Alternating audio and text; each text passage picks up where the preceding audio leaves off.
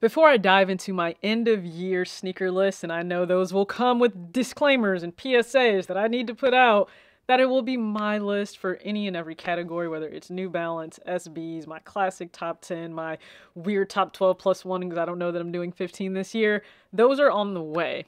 But something ran through my mind when scrolling social media, because we always have the wrap list, right? We find out based on your music preferences and your style and just what did you listen to the most in 2023, from artists to albums to specific songs. Like, what was it? What ruled everything? What did you play just in constant rotation all year? And that says a lot about you. For some people, it's a red flag that you should never have the aux in the car. That's exactly what it is. Like, your Bluetooth there should never be a connection between your phone and the vehicle that you're in. It should not, unless it's your car.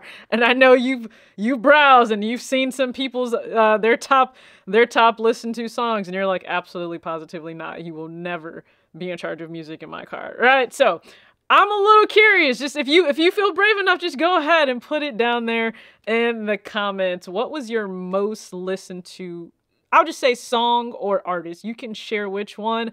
I'm not going to sit here and judge you. I listen to a plethora of music, okay? Like, across the board. And there's some stuff I don't listen to, like heavy metal, but I listen to everything from hip-hop, R&B, country, pop, just all of it. It's all thrown in there, even some classic rock, especially when it comes to workouts that I do on the Peloton app. So it just ran through my mind, like, what would it do for us who collect sneakers or in this space? Maybe even for clothes, too. I feel like clothes would be a little bit more telling. But what if we had a Wrapped of the pairs we wore, like an actual count of days for pairs we wore in 2023? What would it reveal? What would it say about you? Would you be shocked? Like, none of us should be shocked. Love, we always say, ooh, no surprises there. Yeah, there shouldn't be any surprises. Like, it's data. It's raw data. There should be no surprise. Now, I'm not a Spotify user. I just use Apple Music like I just have for years. And it provides the feedback. It gives me the data of what I've listened to the most. What would it say for sneakers if it let me know the pairs that were worn the most in 2023? I think it would be still a shock to me. And the music, not. The pairs, yes. But I think it would be a great wake-up call for so many of us, because do we chase pairs in the moment? I think it's true for all of us at some point, probably. We're chasing pairs in the moment, whether it's nostalgia, something from childhood, couldn't get it, now we can get it, a favorite artist. There's just hype. Some of us fall into the hype for one thing or another. It happens. Don't feel bad about it. But you chase it for the moment, and it's what you want, and it's what you can't wait to have, and you realize you didn't even wear that pair this year. You may have secured it early in the year. How often did you wear it? I went through that for pairs I secured 2021, 2022. As I went through this year, I'm like, I haven't reached for this pair, like, at all. Like, haven't reached for this pair at all. Like, we have those moments. So what do you do in those moments? Do you promise yourself that you'll work it into rotation? Do you accept that maybe it was never really going to be worked into rotation? It was just a moment in time. You really wanted them, and I got the best of you. Do you sell it to get something else that you realize you wear more of, and maybe you should just get more of that style, or that, something similar to that colorway? Do you give it away? You pass it along to a friend, kid, family member, whoever. They may love it. They may appreciate it a little bit more than what you have in this past year. Like, what would a sneakers Wrapped say about you? Would you be able to face the music that you don't really wear a whole lot of pairs like you think you do? That you could live with far fewer pairs than what you ever imagined?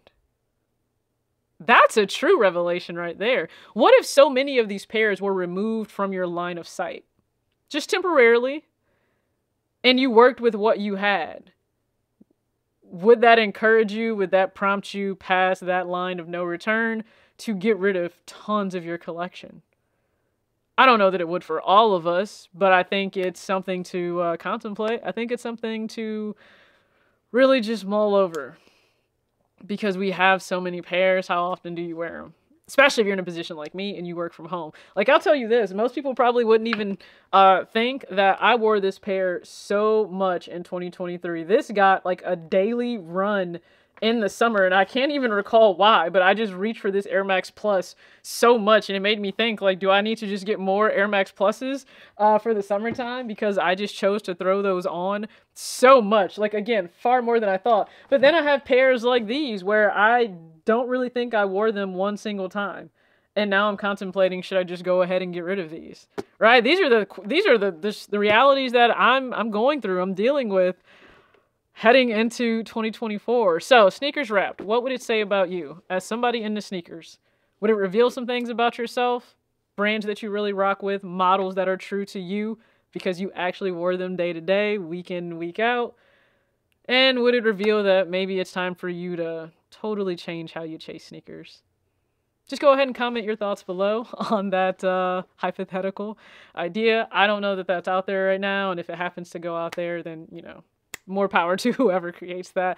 Not necessarily what I'm doing, but if you guys would like to see quick looks for how to style the Kobe 6 Procho Reverse Grinch, that's up on the channel, along with a few Richie Lee collection items that dropped on Saturday the 16th, and I'm still working on that 86 low, but you can still see my first thoughts on that, and an on foot where I discuss sizing and comfort. I really appreciate you guys tuning in. As always, act your age, not your shoe size. Peace.